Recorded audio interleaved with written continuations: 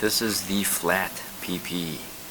A lot of interesting things you can do with my initials there. So this is another version of the 95, and it also has a clean plate, and I will try to get this in carbon. But it's too difficult with this together to explain how everything is assembled. I did put in the Thingiverse description the order of assembly. What you want to do is mount this pivot arm first, and it goes in sideways, and then you do a twist, and that's how it mounts. I found a model that I used. So this would go in, so there wasn't enough room underneath to have screws on both sides because of the GoPro board. So this goes in, this tab lines up with this hole, like that. You twist it 90, and then screw in from the bottom. That's the first thing you do, is mount this. Screw M3 screws in from the bottom, M3 by 8, and then you can use nylon nuts or lock washers. And then the second thing you would mount would be the button module that you've already soldered to your GoPro. I'm not going to cover that. And then you push that one in from the bottom, slide it over, and then start an M2 screw on it, just to hold it there. Okay, so that's how this button module goes in there. And then the third thing you would mount would be this LCD protector, and then just start the 3 screws that hold that in place. And then you would mount the board, the lens, and the retainer, the GoPro retaining thing from the other side. It's important before you do all this, before you even take apart your GoPro, although you could do it afterwards, that you set your orientation for your GoPro to down, because this is technically upside down. The lens is upside down in this frame. So once you do that, it'll take care of the orientation, and Real Steady works with it that way. Horizon lock, this is not at a 90 degree or 0 degree relative to the board. So horizon lock won't work without the script to rearrange the metadata in the gyro data in the video file. So if you're looking for horizon lock, you're going to have to get used to running that script. But otherwise, this is how you would assemble it. And then the soft mounts, it's very important. There's 2 versions. One's labeled front, one's labeled back.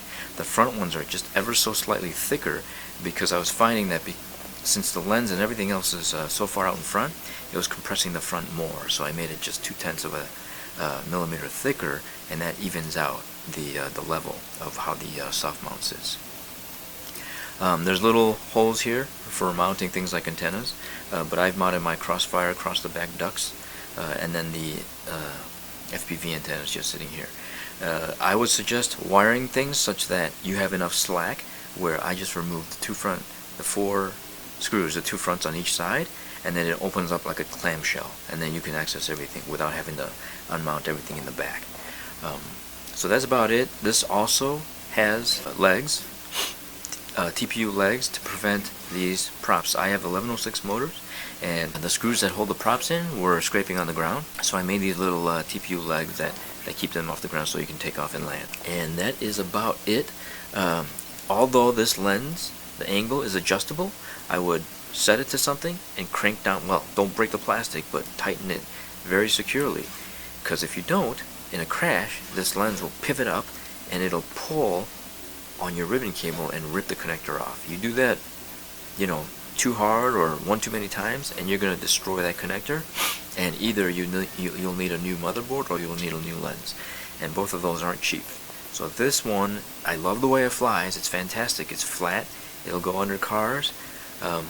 That's how, it's great for shooting gaps, but you do have to take a little bit more care, because you can damage things probably a little bit easier.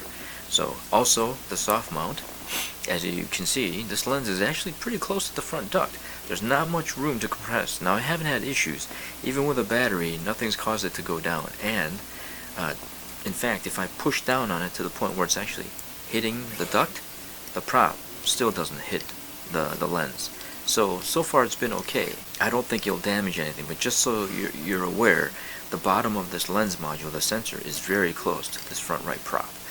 But nonetheless, I haven't had any issues with that. I have had issues with a crash causing that cable to pull off, and you'll see on the GoPro, the retaining piece, that there's an extension that presses on the connector to try to prevent that from happening, but it might still happen, so you just have to be aware of that.